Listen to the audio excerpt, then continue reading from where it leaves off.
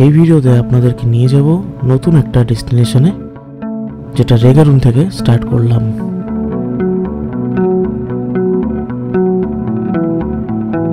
তোমরা যারা দার্জিলিংয়ের দিক থেকে অথবা শিলিগুড়ির দিক থেকে আসবে জোড়বাংলো হয়ে, তারা এই ডান দিকের রাস্তাটা দিয়ে আসবে।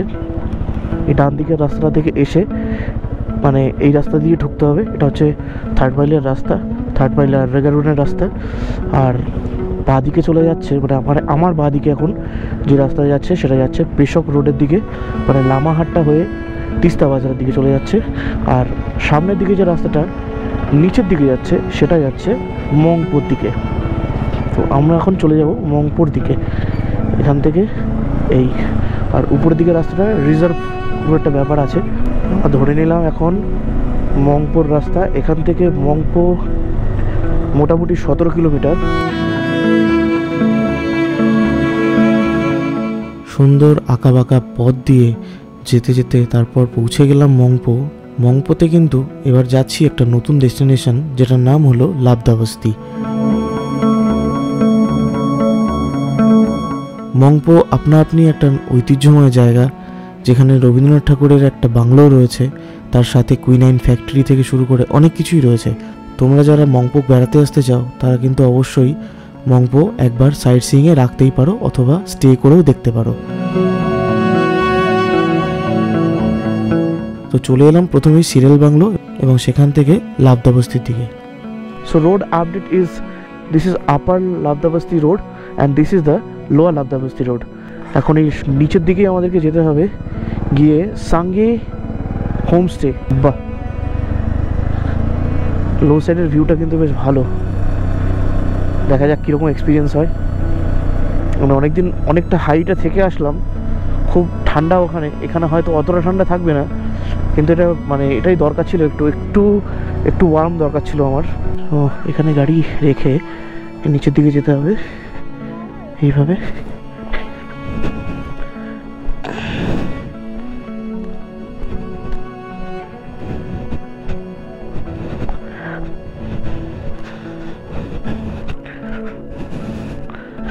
So this is the homestay and wow,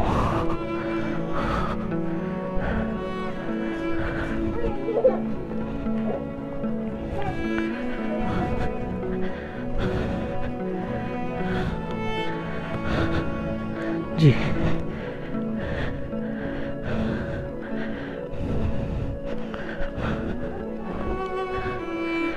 so this is the room and খুবই সুন্দর একটা পরিবেশ, খুব সুন্দর সাজানো গোছানো। আমি নোংরা করছি, এটা আমার নিজের ভালো লাগছে না। আগের দিন সুন্দর একটা ঘুমের পর পরদিন সকালটা হলো এক সুন্দর সানরাইজের সাথে।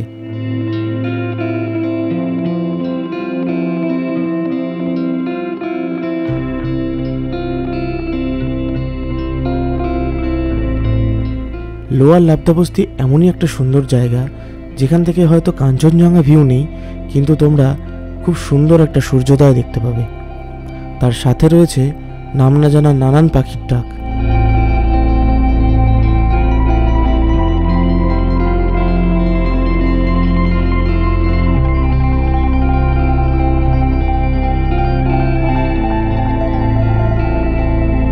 নামটা লোয়ার লাবদাবস্তি হলেও জায়গাটা কিন্তু একেবারেই লো অল্টিটিউডে নয়। মোটামুটি 4000 ফিট উচ্চতায় অবস্থিত এই লাবদাবস্তি।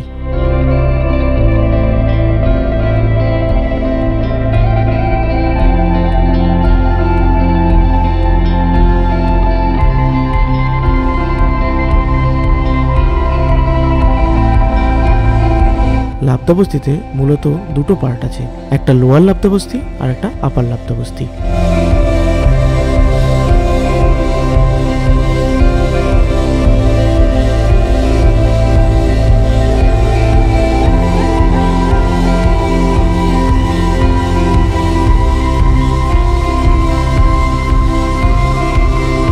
লাবদাবস্তির এই হোমস্টেটা এতটাই সুন্দর, এবং এই হোমস্টেটা আমাকে সাজেস্ট করে দিয়েছিল রঙ্গারুনের বিসানজি।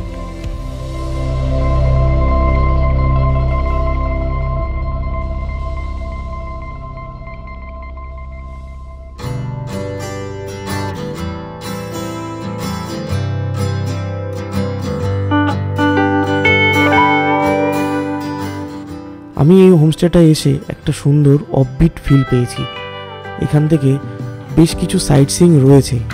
এখান থেকে কিছুটা দূর গেলেই আপনারা কিন্তু কাঞ্চনজঙ্ঘা ভিউ পয়েন্ট পেয়ে যাবেন, অথবা আপনারা এই গ্রামটাকে পায়ে হেঁটে কিন্তু খুব সুন্দর করে এক্সপ্লোর করতে পারেন। যে কোনো অফবিটেই যেরকম পায়ে হেঁটেই গ্রামটা এক্সপ্লোর করাটা বেশি জরুরি, এখানেও কিন্তু ব্যাপারটা সেই রকম।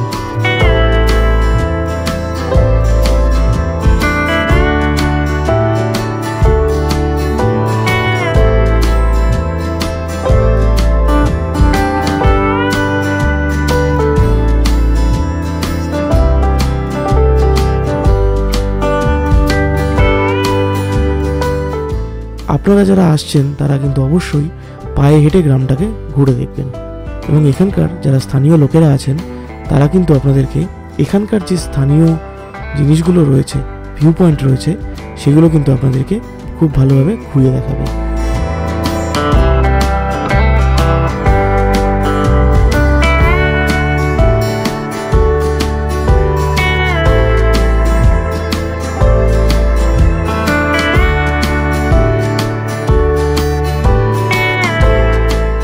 এবং আমার কাছে পার্সোনালি এই গ্রামটাকে লেগেছে এই hidden gem of natural caves.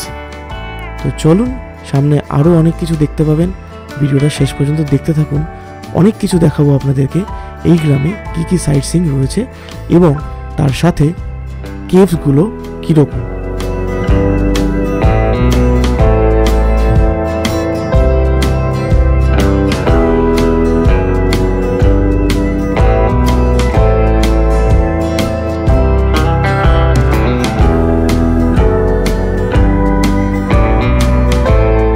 আপাতত শুনে নিন এই হোমস্টে সম্বন্ধে এবং এখানে কি করে আসবেন এবং কি কি ট্যারিফ, সমস্ত ডিটেলস হোমস্টে ओनर কাছ থেকে। तो आप थोड़ा बताइए कि ये होमस्टे के बारे में थोड़ा बताइए, और यहाँ पे इस लोग कैसे आए और आप लोग क्या क्या इसको फैसिलिटी प्रोवाइड करते हैं। नमस्कार, ठीक है, मैं पालदिन शेरपा, लाब्दा बस्ती खासमाल का एक होम स्टे का ओनर हूँ।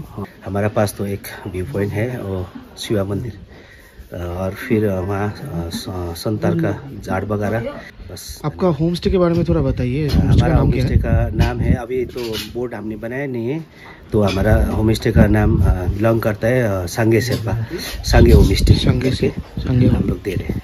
ओके, और आपका यहाँ पे रूम का टैरिफ कितना है, मतलब पर पर्सन? यहाँ पर हम लोग एक बार में 7-8 लोग, 8 जोन हम यहाँ पर रख सकते हैं। 8 जोन रख सकते हैं। अच्छा, और उनका कितना प्राइस लगता है पर हेड? हम यहाँ से पर डे हम बोलेंगे पर हेड एक आदमी का होगा लंच और स्नैक्स और डिनर और मॉर्निंग ब्रेकफास्ट का साथ हम 2200, मतलब 1200 करके लोग रखते हैं।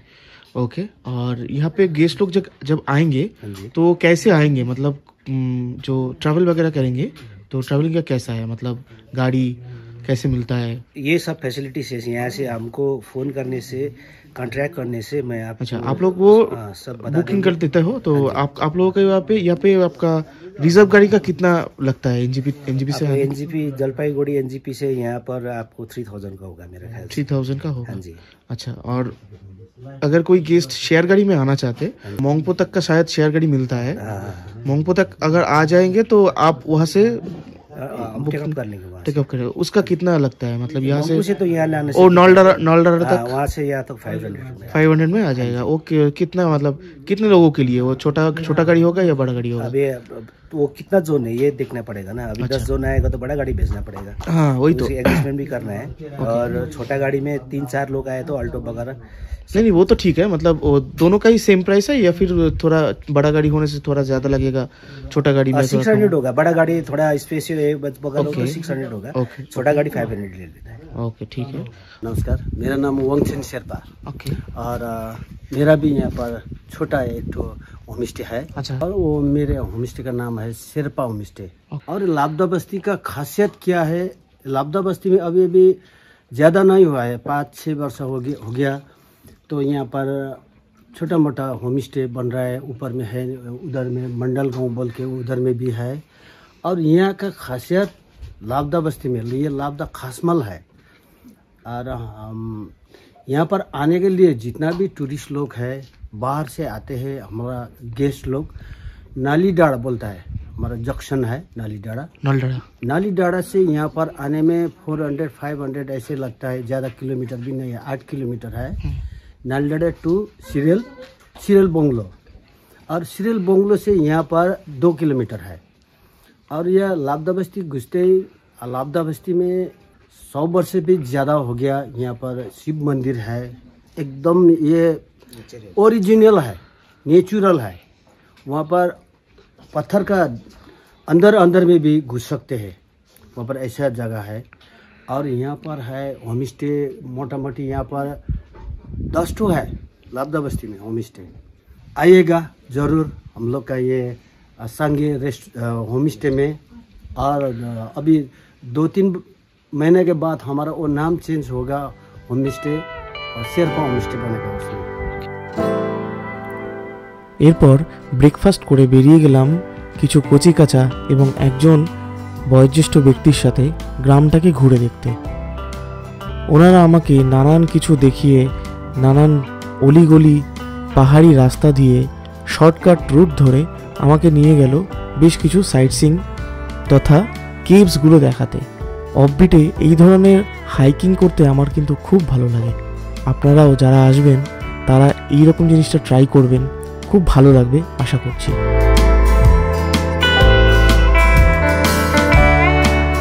নানান রকম জঙ্গল, ক্ষেত, ঝাড়ুর জঙ্গল থেকে ক্রস করে আমরা এগোতে লাগলাম কেভসগুলোর দিকে।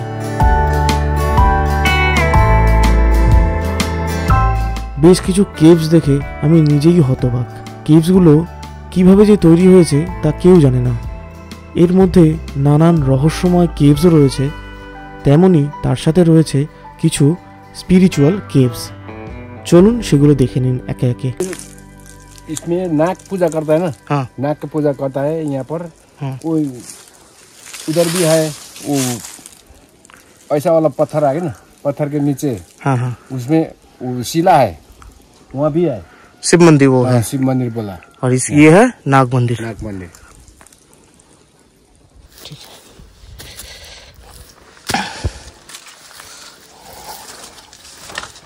ये थोड़ा फिसलन है। आ सकते हैं। फोन पकड़ो। मुझे दिखाई दे रहा है ना? हाँ। देखो देखो। हाँ। कैमरा ठीक से पकड़ो ना। हाँ। ठीक से पकड़ो।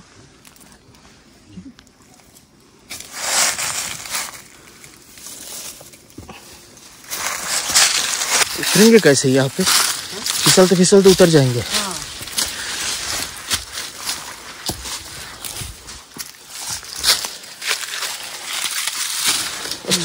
ओके। ये है शिवलिंग स्थान अच्छा, यहाँ पर। वो देखिए ना पत्थर कैसा है। सुनाऊ वाह। म त उताडेको ओडामा भित्र पसेको यहाँ माको होइन, यसको उताडि ओडाल हुन्छ नि त। शिवरात्रि पूजा का दिन में वो यहाँ पर सब पूजा थोड़ा थोड़ा होता है यहाँ पर। अच्छा, यहाँ पे लोग आते हैं, पूजा करते हैं करते हैं शिवरात्रि। शिवरात्रि ओके। में वो पाठ पूजा किया यहाँ पर। আচ্ছা, আপনি কি? আচ্ছা, কেভস দেখা হয়ে গেলে এরপর চলে গেলাম এখানকার যে বিশেষ আকর্ষণ, যেটা গ্রামের লোকেরা বেশি মানে, সেটা হলো এখানকার প্রতিষ্ঠিত শিব মন্দির, যেটা 100% ন্যাচারাল এবং 100 বছরেরও বেশি পুরনো। মন্দিরটা খুবই ছিমছাম এবং সুন্দর একটা মন্দির। ফার্স্টে এখানে গিয়ে একটু ড্রোনটাও উড়িয়ে নিয়েছিলাম, তারপর মন্দিরটাকে ভিতর থেকে ভিজিট করলাম। এখানকার যে বয়স্ক ব্যক্তি যিনি আমার সাথে এসেছেন, ইনি এই মন্দিরের পরিচালন সমিতির একজন বিশেষ ব্যক্তি। তো উনি আমাকে সমস্ত কিছু ঘুরিয়ে ঘুরিয়ে দেখিয়ে দিলেন যে কোথায় কি কি আছে। পাশে একটা সুন্দর অরেঞ্জ গার্ডেনও রয়েছে। তোমরা যারা অরেঞ্জের সময় আসবে তারা কিন্তু খুব সুন্দর উপভোগ করতে পারবে। এটা হলো মন্দিরের এন্ট্রান্স দিয়ে ঢুকেই প্রথমেই উনি আমাকে মন্দিরের ভেতরে নিয়ে গেলেন।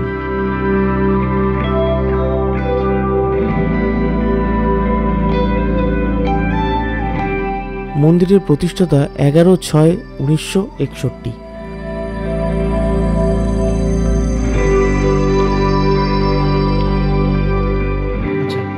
वाला होम कुंड है। ये होम कुंड है, हाँ, बोलते हैं ना। यज्ञ करता है यज्ञ के लिए, और वो हनुमान का मंदिर है। हनुमान का मंदिर। अच्छा, और यहाँ पे ऐसा ही व्यू है। बगल में नीचे भी है। नीचे क्या है?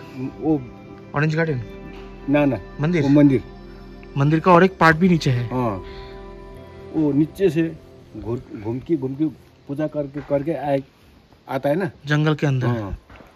अच्छा, देखिए ना। ठीक है ठीक है ठीक है।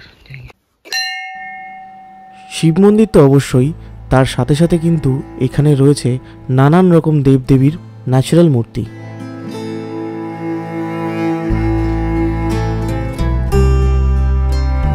সাথে কিছু পাথরের বানানো মূর্তিও কিন্তু রয়েছে।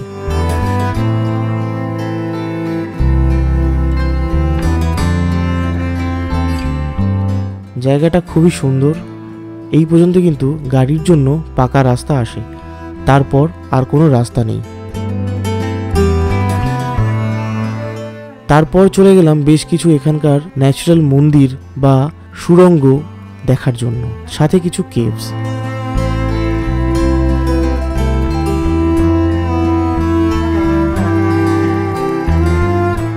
বেশ নানান রকম সুন্দর এক্সপিরিয়েন্সগুলো হলো, আপনাদের সাথে সেগুলোকে শেয়ার করে নিচ্ছি।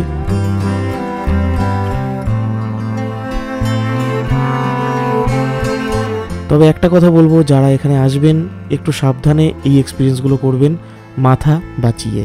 একটু অ্যাডভেঞ্চার করছি আর কি। এখান থেকে ঢুকতে হবে ধর্মদুয়ার। এটা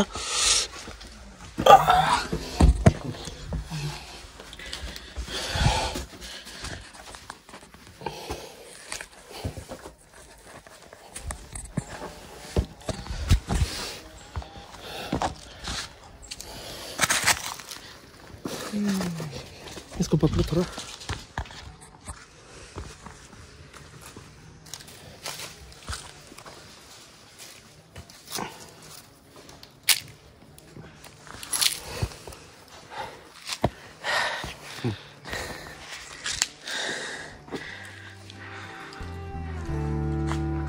এই ন্যাচারাল কেভসগুলো দেখে তারপর চলে গেলাম সোজা অরেঞ্জ গার্ডেনে।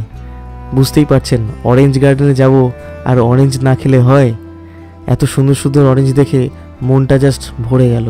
তাই ভাবলাম যে একটা পেরে খেতে হবে। অমনি কাজ, পেরে নিলাম একটা অরেঞ্জ। এত সুন্দর মিষ্টি আর এত সুন্দর সেন্ট, অসাধারণ লাগলো। তবে এর থেকেও নাকি বেশি সুন্দর কার্শিয়ংয়ের একটা সুন্দর ছোট্ট গ্রামের কমলালেবু, যেটা খুব বিখ্যাত। তার ভিডিও নেক্সট ভিডিওতে পাবেন। আপাতত লাবদা বস্তির মন্দির থেকে নিচে নামার পালা।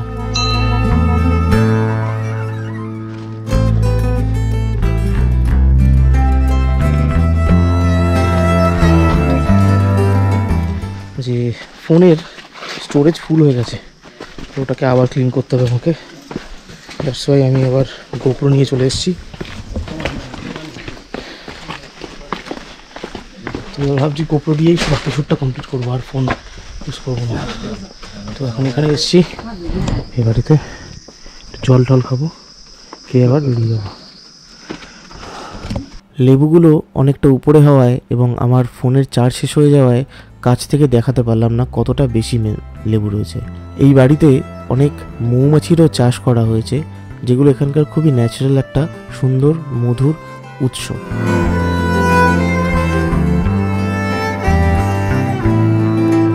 এরপর রওনা দিলাম হোমস্টের উদ্দেশ্যে। আমাদের আজকের ট্যুর কমপ্লিট প্রায়।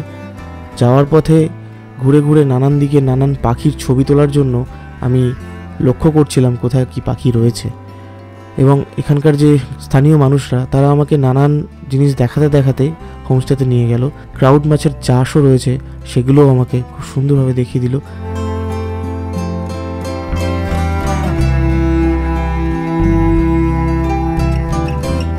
আর এটা লাবদা বস্তির একমাত্র স্কুল গ্রাউন্ড, যেখানে কিছুদিন বাদে একটা কৃষি অনুষ্ঠান হবে। ফেরার পথে একটা সুন্দর ওয়াটারফলের এখানে গিয়েছিলাম, যেটা এখন শীতকাল যেহেতু সেই জন্য বন্ধ রয়েছে। যখন বর্ষার সময় এটা খুব সুন্দর একটা ওয়াটারফলে পরিণত হয়, যেটা একদম শেরপা হোমস্টের অপোজিটেই। তো তোমরা যারা আসছো তারা কিন্তু অবশ্যই এই সুন্দর ওয়াটারফলটাকেও এনজয় করতে পারো। আপাতত ভিডিওটা এই পর্যন্তই। পরের ভিডিওতে কিন্তু দেখা হচ্ছে নতুন একটা জায়গার সুন্দর একটা ভিউ নিয়ে। সেটা দেখতে হলে অবশ্যই চ্যানেলটা সাবস্ক্রাইব করে পাশে থাকতে হবে। দেখা হচ্ছে পরের ভিডিওতে, ততক্ষণ সকলে ভালো থাকবেন।